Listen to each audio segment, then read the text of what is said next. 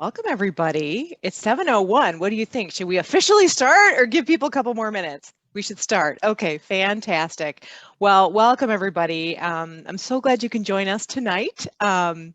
Just thrilled to have this group together. We wish we could be in person, but thought it was probably wiser to do this online, but just so glad that everyone's taken some time to get to know each other tonight. So thanks for being with us. I am Stephanie Rath. I am Yale College class of 96, Timothy Dwight, and I serve as the chair of the Chicago chapter of the Yale Alumni Nonprofit Alliance. And in that way, I'm working to foster a community of alumni helping each other, doing great work, making good things happen in the world through nonprofits or other ventures that are making good change happen. So it's a lot of fun, and a lot of fun to bring together alumni doing great work, especially here in Chicago. And I have the honor of moderating today's discussion. So glad that you're here with us. And I want to talk a little bit about how tonight's going to work, and then I want to make some introductions and we'll get into it. So first off, we're set up as a webinar, which is great, and hopefully you guys can hear us okay and see okay. And what we're going to do is really devote the majority of our time to hearing from Duriel and having discussion back and forth. I have some questions for her, and I hope that you will also raise your hand with some questions, and I'll either see you raising your hand or I'll see you raising it virtually, and we'll have a dialogue as well towards the end. So that's what we're going to do. We have an hour together, so I'm thrilled to get into it. So what I want to do first is make some introductions. So first I want to introduce Rachel Littman, who got us started today. Rachel is the executive director of the Yale Nonprofit Alumni Alliance, and she's really the dynamic engine behind YANA and all that you see from the organization. And no doubt the reason why the group has won a lot of awards and just doing some great things as one of the interest groups for Yale alumni. You may not know, she co-founded the New England chapter of YANA. She was a member of the board. She also started the Rhode Island chapter of Yale Women, and recently became the president of the Yale Club of Houston. So much amazing service to Yale. Thank you, Rachel, for all of this. And she's the first executive director that YANA has had since 2019. And so thank you, Rachel, for all you're doing, and so glad that you're with us here tonight. Next, I want to introduce our featured speaker tonight, Duriel Harris. Duriel is a pretty phenomenal person. She is the author of 3 critically acclaimed volumes of poetry, Drag, Amnesiac Poems, and No Dictionary of a Living Tongue. She is a finalist for the Audre Lorde Award, and her multi-genre works include the one-woman theatrical performance, Thingification, the video poem collaboration, I'm going to say this wrong, Spelliology, and the conceptual sound image project, Blood Labyrinth. Her appearances include performances at the Greenhouse Theater, the Chicago Jazz Festival, Naropa, Babylon Cinema, Votive, Babel Theater, the Art Institute of Chicago, and the Festival International de Poesia de la Habana. Her work has been featured in the New York Times, BAX, Letters of the Future of Poetry and Protest, and the And Now Awards, Imagine Theaters, PEN America, and Poets.org, among others. She is a professor of English at Illinois State University and the editor of the award-winning publishing platform Obsidian, Literature and Arts in the African Diaspora. So, wow, incredibly talented work and career, and so thrilled to have Duriel here tonight to share a peek of her work. So with that, what I want to do is turn it over to Rachel to talk a little bit about YANA overall, and then from there we will hear from Duriel. Thanks so much, Stephanie. And this is really fun to not have to be the only person hosting and moderating, and just Stephanie's been awesome, and I'm sorry we couldn't all be together live. We really were planning on doing this. We had a place all ready to go. And so Duriel, thank you so much for still agreeing to do this. We get to hear all about your work and have conversations. We'll just have to do it virtually, and maybe, in the future we can get together. Just wanted to say thanks to everyone for joining us. All of our programming is recorded and edited a little bit, and Stephanie with her fabulous headphones, the audio portion that we usually slice out for a podcast portion that we save on Buzzsprout was going to sound a heck of a lot better than any of the other programs we've ever done. But all this is linked up on our website, on our YouTube channel. And if you like this program and other programs, you can still work through our archives. There are lots of ways to be involved in YANA, certainly like this, through chapter leadership. We really rely on folks who are on the ground in their communities to bring in Yale alumni and others who are doing really interesting work in the nonprofit space. We'd love to give platforms to people with have these more intimate conversations with people who are very accomplished in their field, as well as giving platform to smaller nonprofits who maybe don't get the access to the kind of network and resources that we as a collective can bring together. We had just did a call for board nominations. We've got committees people can join. Lots of work to be done. We do a fellowship every summer fundraising and can always use mentors, people who have talent to share, or people who need help, either with your own nonprofit or in your own career path. That's what we're here for. We're over 8,000 strong, still growing. It's an amazing network of Yale alumni. So thank you all for being part of this. And I will sit in the background and watch the Q&A and chat functions if anything comes up. And then I will turn the mic back over to Stephanie and to Duriel. Have a great evening, and thanks very much, both of you. Thank you, Rachel. All right, so Duriel, you are up, and I think we've got you muted still. So if you can unmute, then we'll be able to hear you. Awesome. Okay, looks like you're unmuted. Awesome. Welcome, welcome, welcome, welcome, welcome. And I will turn it to you to get us started. So I'm just going to, hi everyone. It would be great if I could see everyone, but I can't. So I just know that you're there, and I'm very excited to be here with you. Thank you so much, Rachel, for all of your work and your service. And thank you so much, Stephanie, for the invitation to present some of my work, both as a poet and artist, and also as the editor of Obsidian Literature and Arts in the African Diaspora. So where we are right now is at the Obsidian website, and you see this beautiful clip of a film by Jean-Pierre Beccolo, who is one of the members of our advisory board. And so I wanted to go in here to start us off by looking at some of my work. So I'm going to click on issues. This is some work that was in volume 45-2, which has a particular section called See What I'm Saying Is, that is image plus text, right? So this kind of relationship between image and text that comes through poetry or other kinds of kind of genre pushing writing. So it was edited by the poet and award-winning librettist, et cetera, Douglas Kearney. I believe he's long-listed right now for the National Book Award for his latest book. So to go in, he wrote an introduction, and I wanted to go here because this is a comic by Douglas and someone else, Julie Patton. So I'll just scroll down to Come Live, which is a piece that was commissioned of me by Douglas at a point when he was working on these what he calls covers of Erykah Badu's Mama's Gun, and he had different people, and then someone dropped out, and he had this song In Love With You that someone needed to cover, and I said, well, okay, fine, I'll do it, because he was looking and he was, and so, it was very much at the last minute. So I said I would do it, and I began working on this drawing meditation. I had been dealing a lot with grief, and was having difficulty accessing language to articulate my grief in the way that I would have found satisfying, right? It was kind of insufficient. And it really isn't because of grief itself, it's because of the expansive quality of love that the words become poor.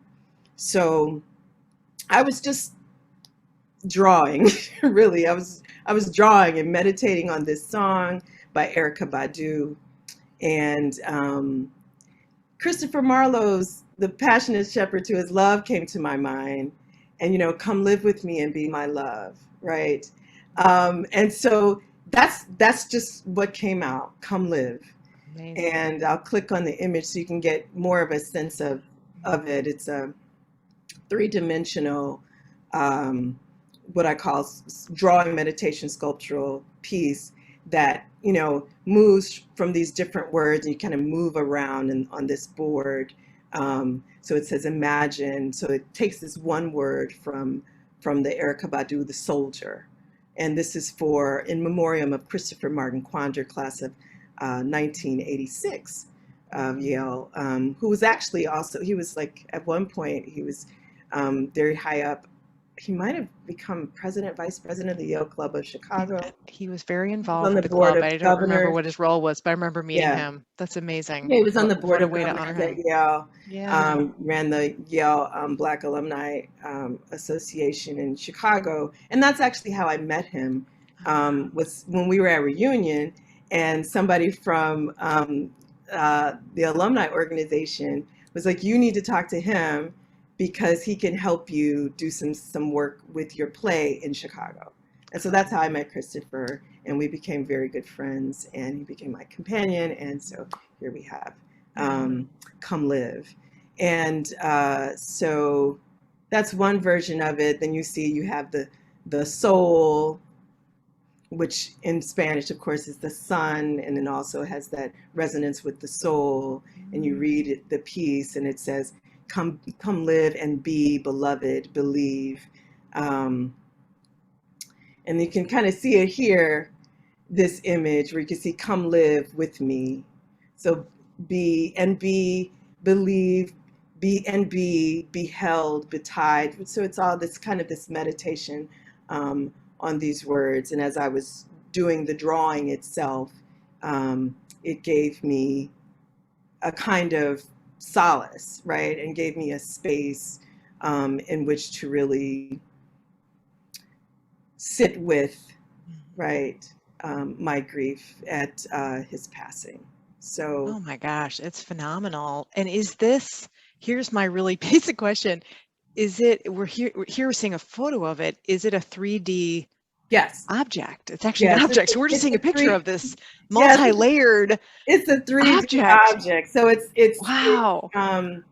It's paper, you know, it's drawn, and it has if you can see the bottom, it's almost like a little game board, almost, right, of the tiles. Yes. And then it has different, what I consider to be almost kind of like houses, right? Different kinds of domiciles, right? So the cube is one, and then you have this other one, the soul that makes almost like a little tent, right? So these different spaces to inhabit. Yeah. Wow. So yes, and of course, right now, my heart is very open because as much as it was several years ago, it still feels very much like it was yesterday. So he's very present with me, and actually, one of the reasons that I became more involved with Yale alumni activities was because of Christopher. Oh, it's only fitting that you were showing this tonight. Yeah, absolutely. That's wonderful. Absolutely. So did you want to look at anything else before we go ahead? Do you want to ask? I don't know. What would you like to do? I mean, I think the question I'd love to ask, but maybe I'll ask it, but then maybe we can see another, and then you can answer it. But is about, you just said genre pushing work, and I would love, maybe after you show the next work, maybe you can talk about that. It's amazing what you do, both with Obsidian and the work that's in Obsidian, as well as in your book.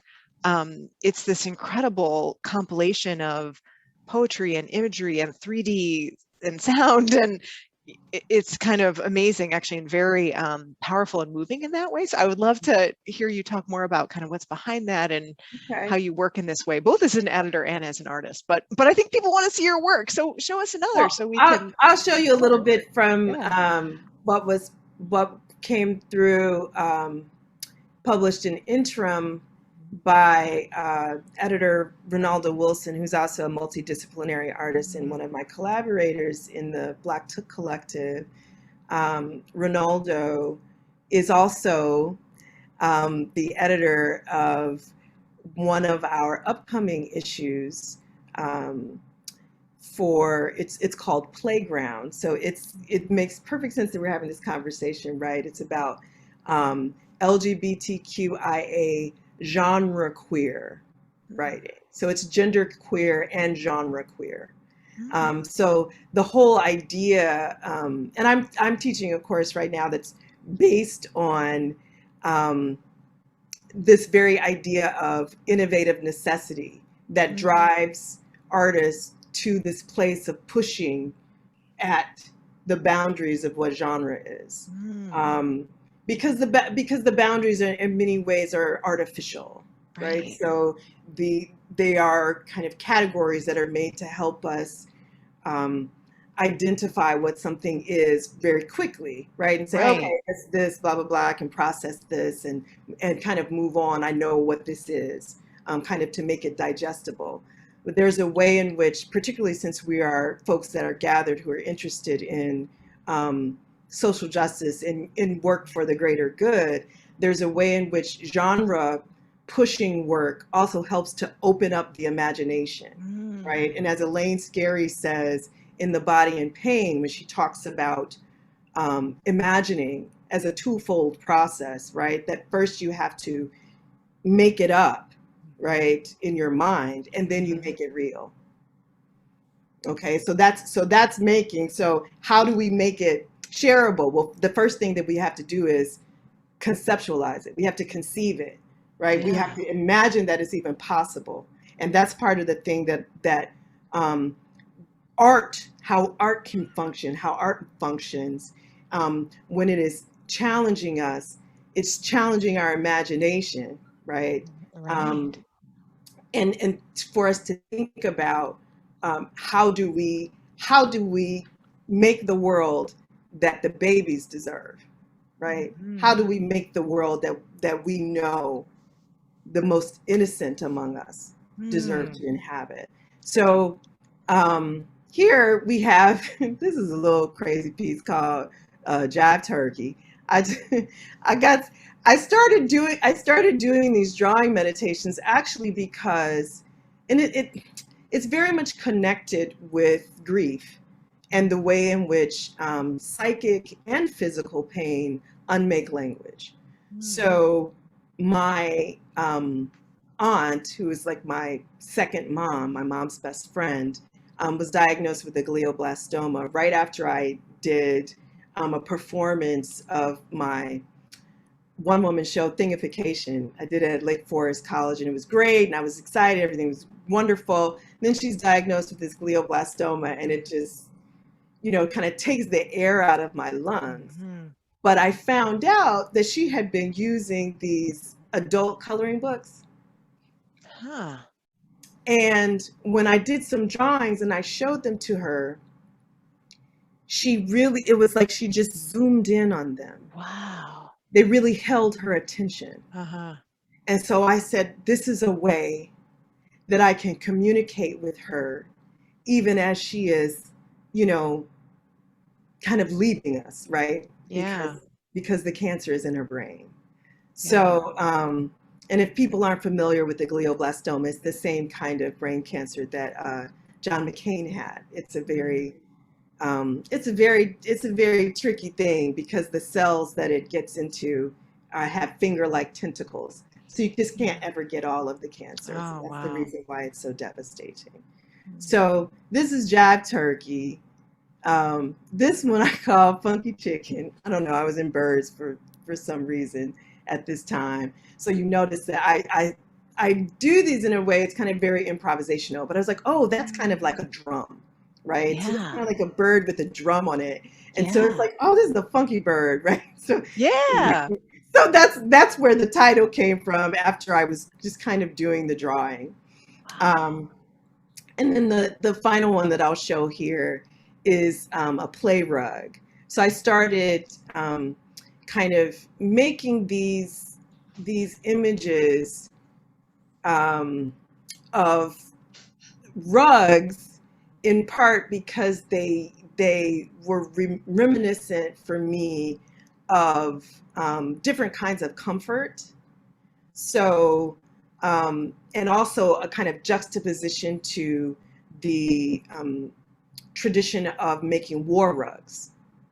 Okay, so as opposed to war rugs, these are play rugs. And I don't know about some other folks, but when I was a little person and I was in kindergarten, our kindergarten teacher would take these little square pieces of carpet, right, that they would get from the carpet store, the samples, and turn those into things for the children to sit on. Yes, right. Right. And so I see that it was a common practice, right? So I was like, oh, like it was kind of like a little play rug, right? So instead of sitting on a little cold floor with your little clothes on, you could sit and stay There's something clean. comforting about that. Right. There was something comforting about it. And sometimes I even remember some children, you know, they would want to take their nap, right? They take their nap on their rug. And then there are some other instances where children bring their own rugs, right? To the spaces at school. So this is clearly, you know, it's very playful. It's got a whole bunch of strange little things happening, and little burgers and people and, you know, all that kind of stuff. Animals from the sea jumping up. Very, very much, you know, this is not all a serious endeavor. Sandwiches. There's a sandwich. Yeah, I see people in there, I think. Yeah, little weird people, in little there. robots, little, you know, all kinds of little people. So, I mean, part of this it's really about the imagination. Yeah. Right.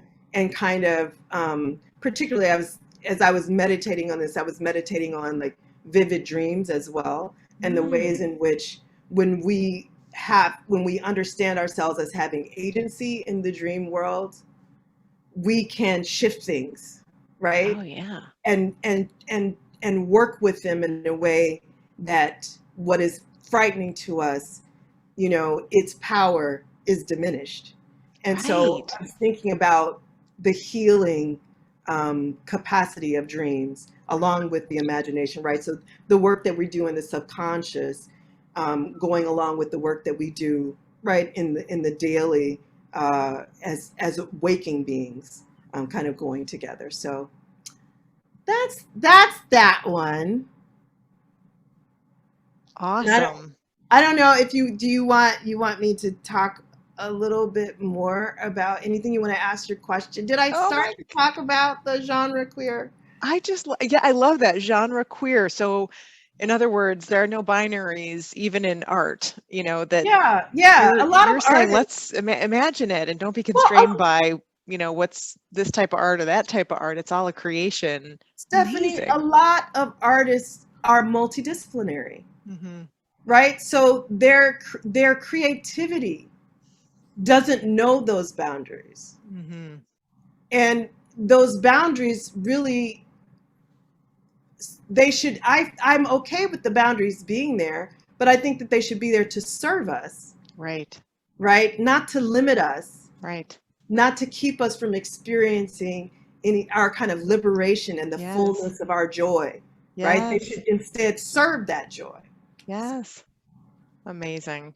Well, I wonder if, would you like to talk about, I'll kind of do this to you, your work at Obsidian, which has been amazing, that you stepped in to be the editor and you've kind of sort of built on this amazing heritage, but you've also remade it in a digital world with all of these components you can access through your QR code in your book, which is amazing.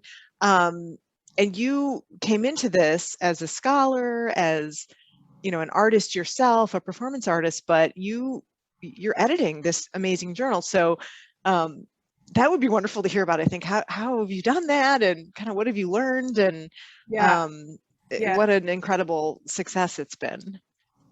Would you like me to? I can stop sharing my screen for the moment if people are tired of watching. You want. I know. I mean, the other thing is you can also share that really cool sound thing. That was really cool. The poem or the recording was awesome too.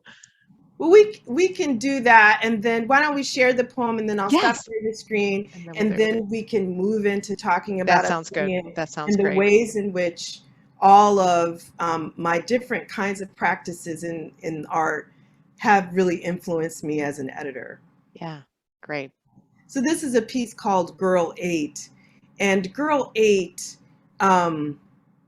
is a kind of meditation on dissociation.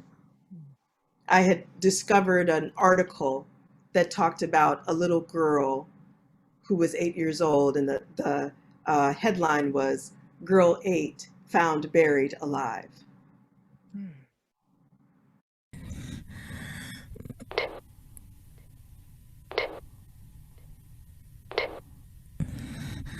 Eight.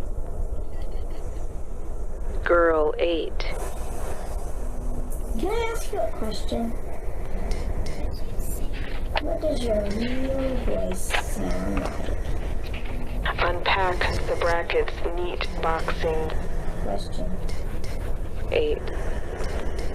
Passed out, waiting.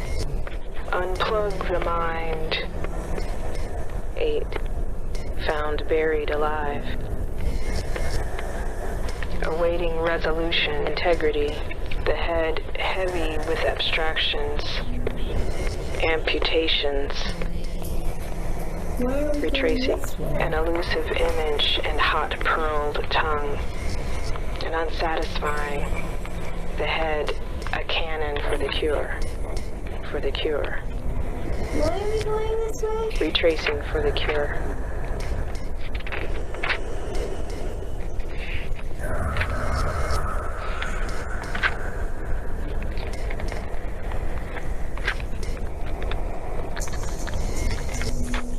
Can I ask you a question?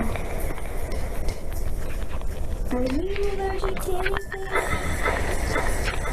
Do you think you're lucky? What does your real voice sound like? How many languages do you speak? How long can you hold your breath? To write slowly.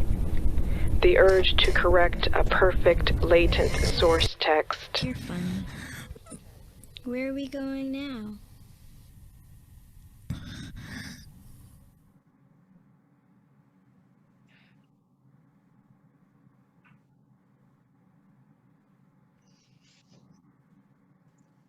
Wow. So yes, that meditation was thinking about what did her mind have to do while she was in that space. And of course, the hope there is that she was found and she was alive. Right? So there's a hope there. Then at the same time, the kind of, and it's made a lot of out of breath. So those there was a series of pieces, and I considered them meditations on breath. So as you see, I work in some different ways, and that really influenced me when I had the opportunity to take Obsidian and refashion it, right, and reinvigorate it, because I was thinking about, well, who publishes, right, all of these different things that people make that we don't know what they are, right?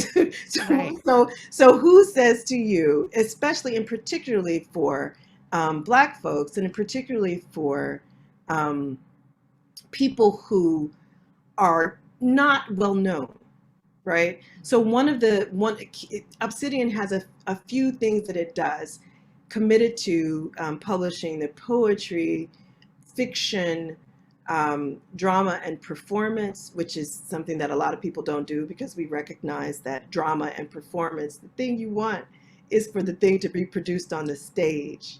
Well, the idea of us publishing that work is to give it more visibility or access, right? So that people might find it and then give it a chance to be produced, and then maybe it'll go on and be published by Samuel French, right?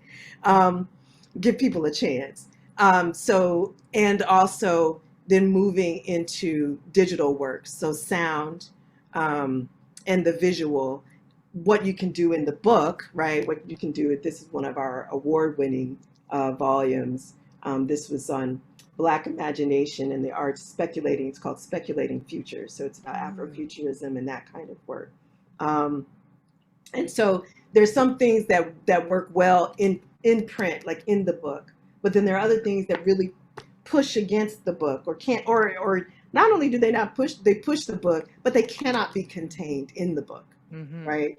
So how do we make those things accessible?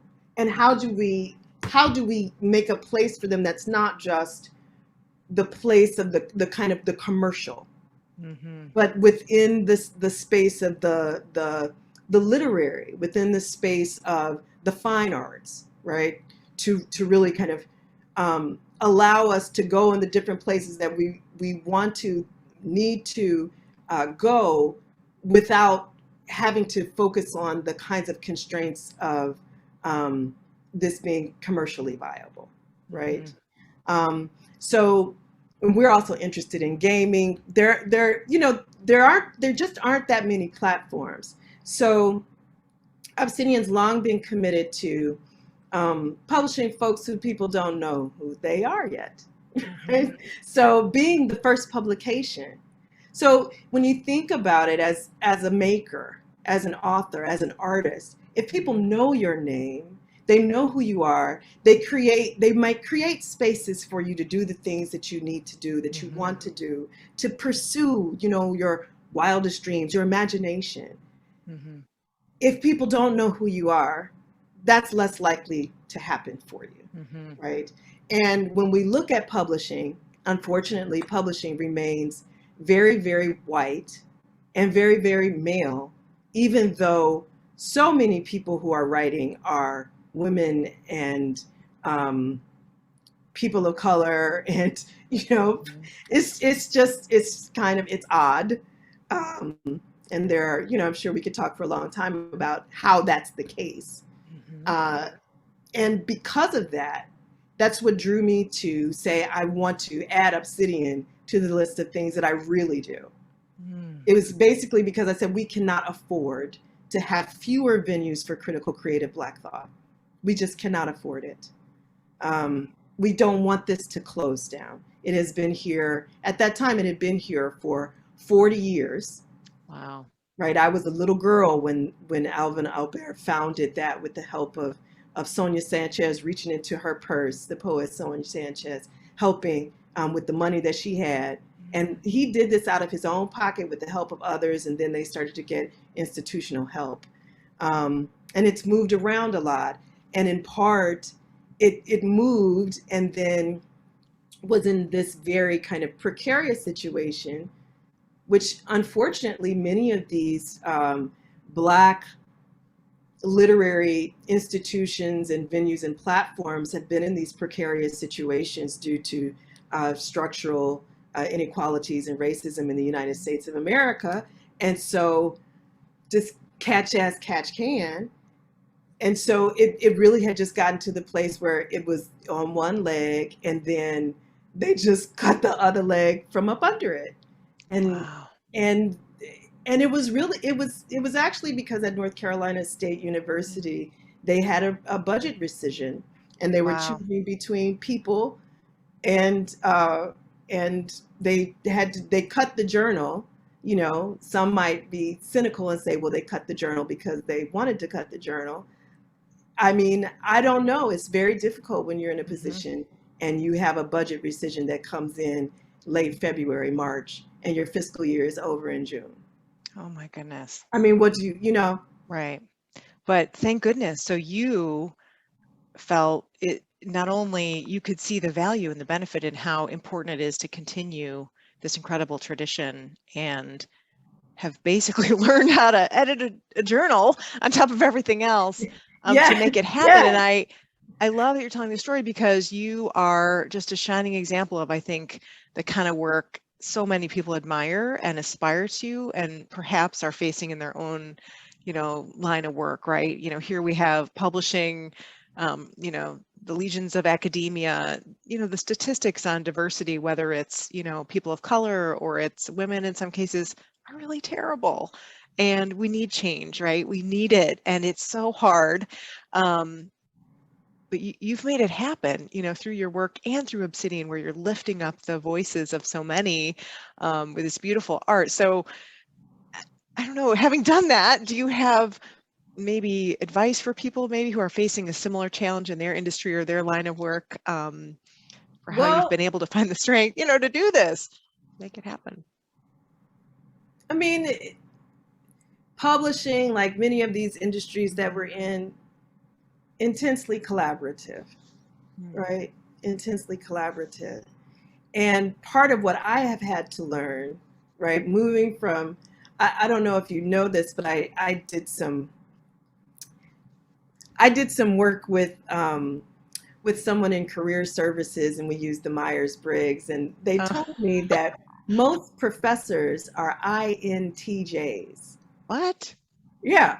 That right? kind of So, sounds like putting people in a box, but anyway, okay. It does. Yeah. But they were basically saying that, the professoriate attracts a certain kind of person Okay. who's interested, especially like research institutions, who's interested in doing their research. They work alone a lot of the times. They do, right? So you have all of that, right?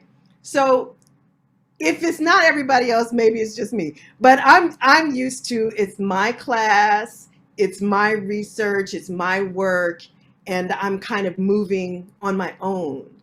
And so part of what Obsidian has taught me is asking for help, and really the degree to which this is not something you can do by yourself. You just cannot, right? And I started having this real serious experience of, literary ecosystem, different kinds of ecosystem, interbeing, the way we really are dependent upon one another, Right. from, working with this journal. Yeah. And then taking it and saying, how do we make it into a publishing platform? There's so much expertise that I need to have access to that I do not have, right? And so that's also part of what took me to SOM, in 2019, to the Yale Publishing course, is because I was like, I need to know more about what I need to understand. Yeah. So you learned, it should sounds be like doing. you realize you need helpers, you need collaborators, you needed some additional knowledge. Yes. And you've done all these things, and it's all come together so beautifully. Well, that's one of the things that I would say is, like, you need assistance. You need, it takes a lot of people to do the work. Another thing that I have really learned, particularly as we're going through COVID, is to really have compassion for yourself and for others, because the whole point of the work is the love. So if we're behaving in such a way that we undermine the love, right, with one another, if we're mean-spirited or doubting, and I'm not saying this is not taxing. Clearly, it takes something from us. It takes a lot of patience. It can take a lot of journaling, self-interrogation, etc., to be able to look at what story you're telling yourself and what really might be there. How do you say people are doing the best they can, as Brene Brown might say? People are doing the best they can. How do you help them do better? As a manager, that's your job, right? As the editor, you're a manager. How do you help your workers, who have skills and desire? Otherwise, they wouldn't be there, especially in publishing, considering the degree to which they're not literary publishing, making a whole bunch of money, right? So they have the drive. What else do they need? And that's part of our role, right, in leadership, is to help people get what they need, and the same way that they're trying to help us do our thing. So it's a thing that we're doing together, but that compassion is key, because, I mean, how is somebody supposed to be expected to perform at the highest level for example, like even the reason that we're here in this Zoom call, if they are worried about bodily threat, they're worried about existential harm, how can you relax? Right. How can you focus on the task at hand if there's a more pressing task? Right. That's saying, like, first I need to be alive. Right. It's Then I not can do this conducive to work. helping advance the work, right? Right. Not Right. at all. Right. So that's part of what it is. And truly, like, you know, it really started to come to the fore for me in a conversation that I was having. The Cave Canem Foundation had a writer's work table with two editors. I was there as the editor of Obsidian, and Ashaki Jackson as an editor from the Offing magazine. And listening to Ashaki talk about equity and really sitting with that and thinking about how could I do even better than I've been doing, right? Because we can be type A. We want to achieve. We want the affirmation, the confirmation, and the work that we're doing is important. So it's not as if we're talking about, I'm not the Wolf of Wall Street. I'm not just trying to make money, right? And I'm definitely not trying to screw anybody over. So that's the thing. How do you move in such a way that has that tremendous integrity, be authentically who it is that you are, make room for the authenticity of other people in a way that moves not only in that space of equity for the people that you're working with, but also for the people, the community that you serve. I mean, it's a lot, and yet it's a life practice. That's what being here, and when I say here, I just mean on the planet, for me is about, right? And that's what I have discovered. And I do have to say that, Yale was very much responsible for a lot of that. The experiences that I had at school really helped me come into my own in different ways. Because when I arrived at Yale, I had dealt with a whole bunch of trauma. I'm a sexual abuse and date rape survivor. And so when I arrived, I was having some tremendous difficulty. And so I moved from studying physics to studying literature. And that's because I was looking for language for what I was working with. But I realized now that I wasn't just looking for language, like in a kind of documentary sense, right? So I didn't move into psychology. I was also interested in the speculative, right? In the imagination. So think about Freud, right? Completely. Lacan, all this stuff, very much speculative. And so there was all this room in literary theory for me to imagine and kind of work with the materiality of my own trauma, at least that which I could, access in a different way. And then also kind of take that to the stage. So I also did a whole bunch of plays while I was, not a whole bunch, but I did a play every semester. That was my commitment to myself. Well, and I wonder if we can talk more about your work. Your latest book, for example, which has this really intriguing name, No Dictionary of a Living Tongue. And I know that comes from one of the poems in the book. And I wonder if you can share a little bit of insight into, that work in particular, or maybe also share a little bit more about just your process as a creator and how you work as an artist and how you create these beautiful pieces. No Dictionary, the title comes from Samuel Johnson's preface to the dictionary, published with his Dictionary of the English Language, as it appears online, edited by Jack Lynch. So that was from London in 1755. It was really, I don't remember what I was looking for at the time, but I was looking around and I was really struck by how he talked about the limits of making the dictionary, but he's still going to go ahead and do it. right? It's like you're going to go ahead and do it because Right. you know that we need to start somewhere, but it's a moving target, language, Right. because language changes with people and it evolves, right?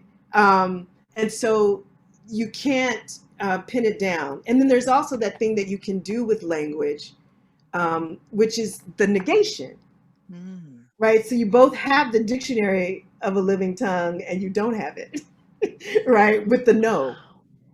And that's what language can do, right? That we can't do, say, with image, right? Wow. And so actually the ways in which I work and do my own work has been very much influential for me as an editor, because I think about what do I need, right, as an artist, as I'm looking at growing and developing. What would be great for me to have? And then talking to some of my other artist friends, right? I know a whole bunch of artists because I'm an artist. So what would be intriguing to you? What would be joyful to you? What would really like open up possibility for you? And then thinking about how can we make that happen? And then one of the wonderful things that I love about being the editor of Obsidian, as much as it can be very exhausting, because you're trying, you need capital. I mean, you need capital. And you need capital for something that isn't easy. Right? It doesn't necessarily always comfort you. Sometimes it's the difficulty in the text, or the difficulty in the work or in the event is the pleasure of it. Right? The reward is in the growth. So it can be hard at times to get the capital for stuff that doesn't feel good. As Gwendolyn Brooks says, art hurts. Art urges voyages. When it's, I think she says, easier to stay at home. So part of it really, it really is about making space for, as I grow, making space for others to grow. In the same way that I think that I have that as an inheritance. I'm not a prophet who descended from the heavens and came with all of this knowledge, right? This came to me because of my own upbringing and my interaction and engagement with literature and art that came before me, with other artists and writers and people of all different shapes and sizes, ministers, teachers, neighbors, no matter what they did, who had vision. And maybe it was just vision enough to say, you're going to be someone. I'm going to help you follow your dreams, whatever it is that they are, right? Making that possible. So when I think about, for example, at Yale, I had the opportunity to interview Toni Morrison when she came. Oh, yeah. And she was staying at TD. Yes, say more about that. You were telling me that story, and I'm sure folks would love to hear it. And she had a very busy schedule. And she said to me, I will grant you this interview, but you have to come at 7 a.m. I am not a morning person. Oh, especially in college, right? Who was a morning person back then, right? Some people would go to those 8 o'clock classes all chipper. I would go to I could only make it to an 8 o'clock class if I had been up the night before, right? Yeah. I was still awake and I could make it. So I figured out that 8 o'clock classes were not for me. Right. But I said, okay, I'm going to have to find a way for this. Because this is Toni Morrison, and she had released Beloved, and Bell Hooks, Gloria Watkins was my teacher my freshman year. Wow. And she changed up the syllabus to teach Toni Morrison's Beloved, and I had read well, we read in Black women in their fictions, Song of Solomon and The Bluest Eye and, you know, all of these different works. And so she said, you need to be up at 7 a.m. I had my hips there. And she was in her nightgown. And it was such an intimate and generous act, right? Just to, I mean, I'm a child. I was what, 18 years old, 19 years old tops. And she brought me in, she answered my questions. You know, I hadn't written anything of any consequence at the time. That didn't mean that she, you know, but it wasn't like she was like, you're not anybody, I'm not letting you in here. She was like, who knows who you could be? Come in here, sit with me. She talked to us then about, you know, what is the work that you do? She's like, it's like you work on, you address a problem. And it's if you imagine a multifaceted gem and you just turn and you work on one little facet at a time.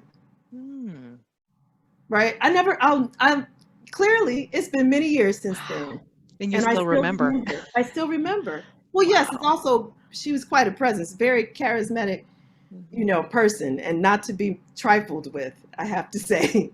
So, but that was glorious. And so I stand on the shoulders of giants, literally, in order to get this work done. And I even feel that same way about my mom. My mom had me reading all kinds of stuff when I was a child. And I realized that she was finding Black books and all kinds of different books for me to read, just supplying my voracious appetite for books and my imagination. And as I told her, you know, I felt like she had this to be biblical, you know, it was like she had prepared a place for me. Wow. You know, that's what she had been doing with her life. And the choices that she made, the people that she surrounded herself with. And so who am I to not, right, take all the bounty that I have been given and to share that? Because there are so many people who could be so much and could really, really, really help us, right? Make that world the world that we want to be if we gave them the chance, if we supported them, right? My mother used to teach in the projects in Chicago. You know, 1 Robert Taylor Home, 2 Stateway Gardens. I went to that school through 2nd grade. And those children were my friends. Yeah. And how many of them got to where I am? How many of them made it? And it wasn't because they weren't smart, right? What were the resources that they had available to them? Who was cultivating them, right? Beyond the little school, right? So my mother did what she could. She grew up poor in Arkansas. You know, her mother went, you know, barely had an 8th grade education. You know, they were sharecroppers. My mother was a sharecropper until she was 12 years old. Amazing. Okay. So I knew that poverty, and I had to get myself to understand this even more, you know, as I moved through high school and got a bit conservative there, that poverty was not a character flaw. Oh, wow. Right? And so when we start looking around, you start to recognize that there's so much tremendous wealth in folks if we nurture and cultivate that. And how do you do that? Well, it can't just be one person, right? We have to work with these different systems. That's what all of this nonprofit work is about, right? Making it so that it's not just, you know, it's not dependent upon a person giving someone you know, some money to go get some food, right? Because that's not going to adjust the multitude or address the multitude of factors that are, you know, coming together to make it so that that person is not fully self-actualized. Now, clearly, some people are going to make a choice not to be, right? and that's their life. That's all right. But how about if they have the opportunity to choose? Yeah. So I can choose that I just want to be like, have no ambition, or I can choose to be all that I can be versus, Oh, wow. So do we have any questions? I'm looking at the chat, and we had one person earlier said she really wanted to see your work. Do folks have questions? We'd love to hear them. You can, I think I can see raising hand, and if not, maybe Rachel can and call on you guys. But we'd love to open it up for any questions that folks may have. Oh, someone just put some questions in the chat. Awesome. Oh, no, Rachel's saying that. Yes, put your questions in the chat. Okay, that'd be great. Sorry. We will watch the chat for any questions that you guys have. I have to say, I am so inspired, Duriel. Like, you're just beautiful to watch and to listen to. I mean, you're so multi-talented and so thoughtful and articulate, and it brings back, everything we've learned and what an education like Yale can mean, but also how and why we do. I'm fascinated with like, why and how do we do what we do? Yes. And it's a feeling of being compelled, or how could you not take the bounty that we're given? And where does that come from? Yes. I'm fascinated to hear your story. Absolutely, Rachel. There's so much possibility. So much possibility. Yeah. I could go on for days. There's so much that I learned while I was at school, the first time, as an undergraduate. And then when I went back to SOM, the leadership skills, and then the different people that I have met who I've stayed in touch with, and that just the energy of possibility coupled with the knowledge, right? The critical apparatus, because that's part of the thing that I think a lot of people are missing is the critical apparatus. So if you recognize there's possibility and you're at point A, but you have no idea how to get to point B, right? There's a kind of hopelessness, set in. Now, a kind of hopelessness or a lostness. I'm not going to necessarily say hopelessness, but a lostness can be very productive, right? For understanding, because it pushes you in a direction of searching and questioning. But it's also helpful to have some resources. Yeah. Right? So I like the word you use, the apparatus. It's kind of functional, it's important, but it's not actually the inspiration, right? It's not the initial gift. So we do have some questions. Martha's asking, how has your work changed as you've matured as an artist? And do you try to think of themes, or do ideas just come to you, and in what form? Thank you for your question, Martha. Well, thank you for that question. My work has evolved. I would say that I've become more and more trusting of my intuition. So I've just become more and more like, I'm just going to follow it wherever it goes.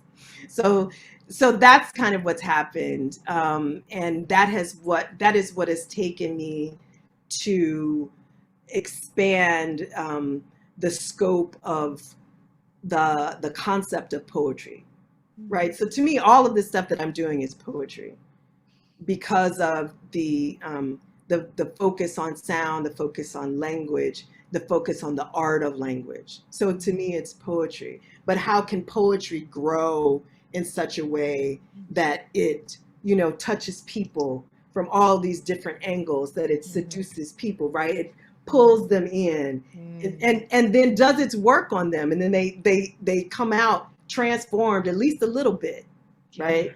And not the same people that they were before they entered into the poem, right? So I've been feeling like trusting that more. That's the part of the growth. And then when things come to me, one of the things that we do as artists, we pay attention. So I just pay attention. I listen to different kinds. I'm a big fan of public radio. So I listen to different kinds of programs on public radio. And I learn a lot of things. and I journal about the things that I learn. And those things help me, right, make more things. Because that's what I realized about myself, that I was an artist and not, not just a scholar so much as my inclination when I hear or read even, theoretical texts is to make something creative, right? Not to respond in a critical fashion. But even if I have a question or I feel like there's a space that this person hasn't explored, it's like, how do I explore that in a critical, creative way with art that I'm making? But yeah, I listen to Freakonomics Radio. I listen to Hidden Brain. I listen to Krista Tippett on Being. Oh yeah. I particularly one person who I was able to meet through listening to On Being was is it Pauline Boss? Ambiguous Loss. She's talking about the cycles of grief. And so I met with her just via email and just extraordinary mind. So there's that, and then just taking the opportunity to meet some other folks. I met a psychotherapist who contacted me about a poem that appeared on the Academy of American Poets, poets.org, the poem a day. Wow. And so I've learned some things from him because he had some reading of my poem. I said, oh, that's interesting. Tell me more. And wow. I've learned some things, and he's really opened up some possibilities for me as I think about, meditate on and look to shine the light for myself on shame. Amazing. So you're sort of open and listening, and you're letting your intuition make things, which is what you want to do based on what you're hearing and seeing in the world. Absolutely. Going where the energy, right, where the energy takes you, even if it is the energy of resistance. Wow. Well, I am realizing it's 8:03, and I feel like listening to you is kind of its own poetry, Duriel, just because you're so articulate and the words you use are amazing, and it's all just wow, just wonderful. And I want to make sure I ask this really important question, because folks, I'm sure, want to know, which is, how can they get involved? How can folks learn more about your work? I've got your book, No Dictionary of a Living Tongue. Like, can people get your books? Where do they find them? Yes. How about for Obsidian? Like, can folks find it? Can they help you? Like, how can they get involved? Obsidian is available. Maybe I can put it in the chat. Obsidian. If you do, we'll save this when we send out the recordings after the program. We'll add the links and other resources. And I know Leanna Epstein, our communications manager, is on, so she'll remind me, and we'll remind each other to include all this stuff. So you can find Obsidian, and you can subscribe to Obsidian, subscribe to the newsletter, donate to Obsidian through obsidianlit.org. And also you can find me through durielharris.com. The books are available in multiple kind of online bookstores.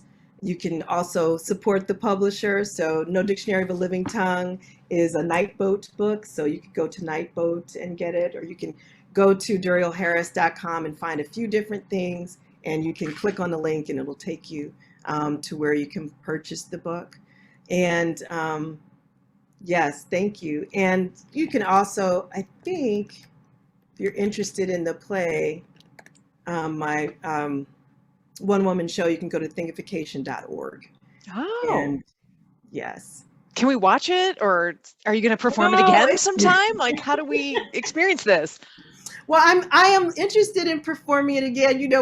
I had just been talking to folks at UIC. I did a panel about the legacy of Toni Morrison and started talking about thinkification, and they were like, you should bring it out. And then what happened? COVID. So oh yeah, right. So yes, I'm definitely interested in doing that. If there's anybody out there who has any hookups with any producers for theater, that would be really helpful for me, because I'd like to really be able to focus on the work of delivering the performance. I'm on the stage the whole time as this single performer, and it's And it's not one of those one-woman shows where it's about my life. This is 8 different characters. Wow. Yeah. Oh my gosh. Yeah. Okay, so we need to find a producer who Somebody in the can network. organize all the behind Yes. the scenes so you can do this, so we can Starts experience with a pop it. star, ends Yeah. with a drag queen.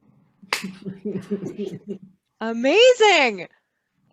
All right, Okay, I want to learn more about that. That is the call out for everyone in our network. There are a lot of artists and people helping artists. Yes. People Right. finding Someone at Deidre professionals. is saying Victory Gardens. Do it at Victory Gardens. Yes. Well, I mean, I think introductions, right? Ways to make this happen. We would love it.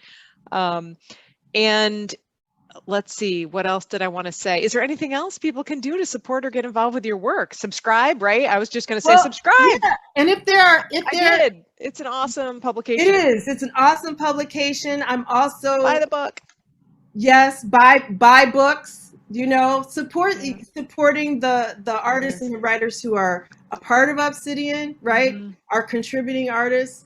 You know, you can also support the other organizations that are a part of Getting Word. That's that campaign of 5 Black literary organizations. So that's Cave Canem, Furious Flower, The Watering Hole, the Hurston Wright Foundation, and Obsidian. That would be something that you could do if you want to have an impact on, you know, multiple different kinds of organizations that are working in that sphere.